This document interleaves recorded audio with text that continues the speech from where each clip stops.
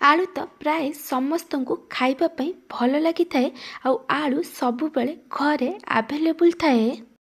जदि आपण को किसी चटपटा खाइबापी इच्छा होची ताहले आपण आलूर ए रेसिपी को थरे निश्चिंत ट्राए करंतु। मैं आलूर रेसिपी को मात्र 2 छोट चामच तेल रे कंचा आलू रे 15 मिनिट भितर प्रस्तुत करिछि। ए आलूर रेसिपी जेतिकी डिलीशियस देखा जाउची खाइबा पई सेतिकी टेस्टी मध्य। नमस्कार, ट्विंकल किचन को आपण मानकु स्वागत। आलूर एही रेसिपी पे मैं 3टा टिके बड़ साइज आलूर ऊपर चोपा को छड़े आलू को पानी रे रखिछि। एहा तार आलू कला पड़िबनी। आलूर क्वांटिटी आपण को हिसाब रे कम बेसी करि परिबे। एबे हम आलू को ग्रेट करिबा। ग्रेटर मीडियम पटे आलू को ग्रेट करिबे, छोट पटे ग्रेट करिबेनी। आलू को डायरेक्ट पानी रे करिबे, एहा द्वारा आलू कला पड़िबनी। मैं सबू आलू को ग्रेट करके नहीं जाइए। एबे हमें आलू को पानी रे 3 ରୁ 4 थर भल भाव धोईकी नहीं जावा। यह द्वारा आलू रे जो स्टार्च अच्छे से बाहरी जीव आउ आलू कला पड़िबनी। मैं आलू को 3 ରୁ 4 थर पानी रे धोईकी नहीं जाइए। मैं गोटे कपड़ा नहीं। एबे हमें आलू को पानी रे चुपुड़ी कपड़ा रे दे दबा।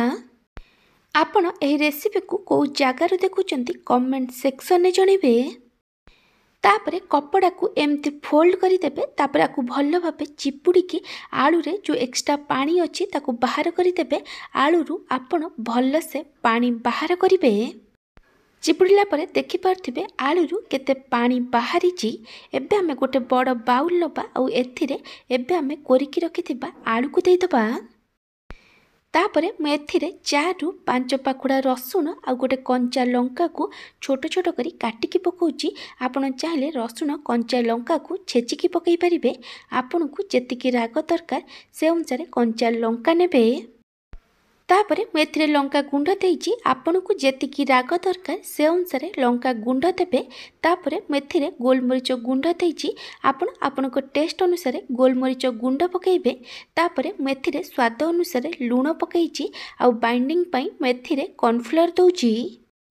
मैं एथिरे 6 छोट चामच कॉर्नफ्लोर देइची। आपण चाहिले 4 छोट चामच कॉर्नफ्लोर और 2 छोट चामच चाउल गुंड पकई परिबे। धीरे धीरे आम को चकड़ी चकड़ी भल से मिक्स करवा। आपण एथिरे बिल्कुल भी पानी देबेनी। आम एथिरे लूण पकईचे। एहा द्वारा आलू रु पानी बाहरिबो। ए सब भल से मिक्स हो जिवो। देखि पार्थिबे एठी केते भल से बाइंडिंग हो जाउची। जदि आपनक मिक्सर एमती बाइंडिंग हो नथिबो ताहले आपण एथिरे 1 ରୁ 2 छोट चामच कॉर्नफ्लोर मिक्स करि परिबे। एबे हम मिक्सर बॉल्स बनेबा। आपण छोट छोट बॉल्स बनेबे, बेसी बड़ बड़ बॉल्स बनेबेनी। एमती हाथ रे धीरे धीरे प्रेस करी करी आर बॉल्स बनेबे। एटी गोटे मांचुरियन बॉल्स बनी जाइछि। एमती भाबे आमे बाकी सब मिक्सर रे भी मांचुरियन बॉल्स बनै दबा। मैठी सब मिक्सर रे मांचुरियन बॉल्स बनै देइछि। एबे आमे बॉल्स को फ्राई करिबा। मैं गैस रे गोटे अपे पैन को गरम होगा रखी। आम मांचुरियन बॉल्स को यही अपे पैन ने फ्राए करवा। यह द्वारा कम तेल रे भल से क्रिस्पी है फ्राए हो। जदि आपण पाखरे अपे पैन नथिबो ताहले मांचुरियन बॉल्स को फ्लैट करी टिकी शेप दे देबे। आ ताकू तावा रे अल्प तेल रे भल भाबे फ्राए करके नै जिबे। अपे पैन गरम होला परे मु सबु कैविटी रे 1 ରୁ 2 ड्रॉप लेखा तेल दे देइची। तेल भल भाबे गरम होला परे आमे एथिरे गोटे गोटे करी मांचुरियन बॉल्स को दे दबा। सबु मांचुरियन बॉल्स को देला परे मांचुरियन बॉल्स को प्रथमे मीडियम टू हाई फ्लेम रे 1 ରୁ 2 मिनिट पर्यंत फ्राई करिबा। 1 ରୁ 2 मिनिट पर आमे मांचुरियन बॉल्स को धीरे धीरे लेउटे दबा। तापरे आमे को लो फ्लेम रे फ्राई करिबा। जेमती ए balls light golden brown colour रे फ्राई हे जिवो आ आलू भल भाबे सिझी जिवो। आपण आकु लो फ्लेम रे फ्राई करिवे, हाई फ्लेम रे फ्राई करिवेनी, नहले ए बॉल्स रो भीतर कंचा रहि जिवो। ए मांचुरियन बॉल्स रो चारिपट साइड भल भाबे लाइट गोल्डन ब्राउन कलर रे फ्राई हो जाइछि। एबे आमे मांचुरियन बॉल्स को गोटे प्लेट रे काढ़ी दबा। आ एमती भाबे आमे बाकी सब मांचुरियन बॉल्स को भी फ्राई करके नै जिबा। मैं आपन को देखै दउछि ए मांचुरियन बॉल्स केते क्रिस्पी अछि।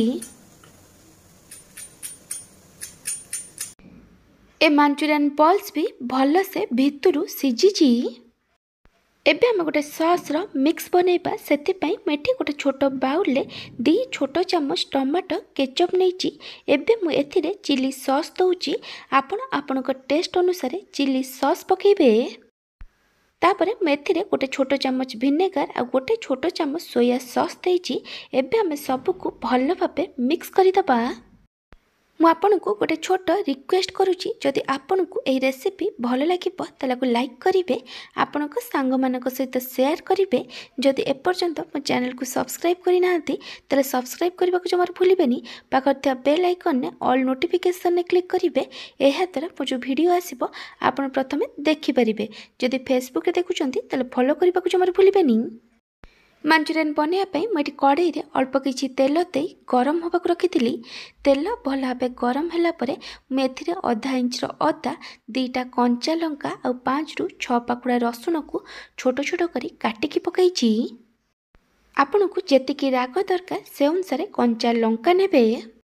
रसुण अदा कंचा लंका को 20 ରୁ 30 सेकेंड पर्यंत भाजिला परे मुझे गोटे बड़ पियाज को टिके छोट छोट कर काटिकी देइची। एबे हमें सबको भल भाव मिक्स करी पियाज को हाई फ्लेम रे हाफ रू 1 मिनिट पर्यंत भाजिबा। जेमती पियाज टिके सॉफ्ट है भाजी हे जिवो। पियाज को बेसी गोल्डन ब्राउन कलर करी भाजिबा दरकार नहीं।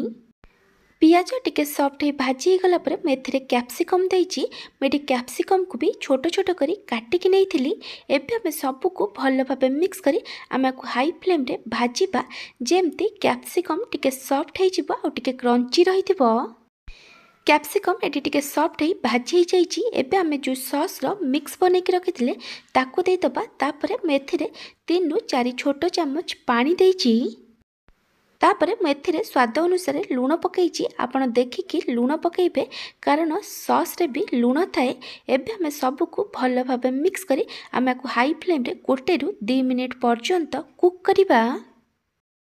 1 ରୁ 2 मिनिट पर आमे एथिरे जो भाजिकी मांचुरियन रखिथिले ताकू देइ दबा। आ सबको भल भाव मिक्स करी आमे को 1 ରୁ 2 मिनिट पर्यंत कुक करिबा। जेमती सॉस मांचुरियन ऊपर भल से कोट हे जिवो। एटी 1 ରୁ 2 मिनिट हो गलानी। सॉस एटी मांचुरियन ऊपर भल से कोट हो जाइए। एबे हमें गोलमरीच गुंड पकेबा। आपण टेस्ट हिसाब रे गोलमरीच गुंड पकेबे। एबे हमें सबको आउ थरे भल भाबे मिक्स करी दबा आ गैस बंद करी दबा। आलू मांचुरियन एटी रेडी हो जाइए। जदि आपको कम तेल रे एई आलू मांचुरियन रेसिपी भल लगी लाइक करेंगे। आपण सांग मानक सहित शेयर करेंगे। जदि एपर्यंत मो चैनल को सब्सक्राइब करना ताले सब्सक्राइब करने को जमार भूलिबेनी। पाखर थिया बेल आइकन ने ऑल नोटिफिकेशन ने क्लिक करेंगे। यह द्वारा मो जो वीडियो आसीबो आपण प्रथमे देखि परिबे। जदि फेसबुक रे देखुचंती ताले फॉलो करने को जमार भूलिबेनी। Thank you for watching.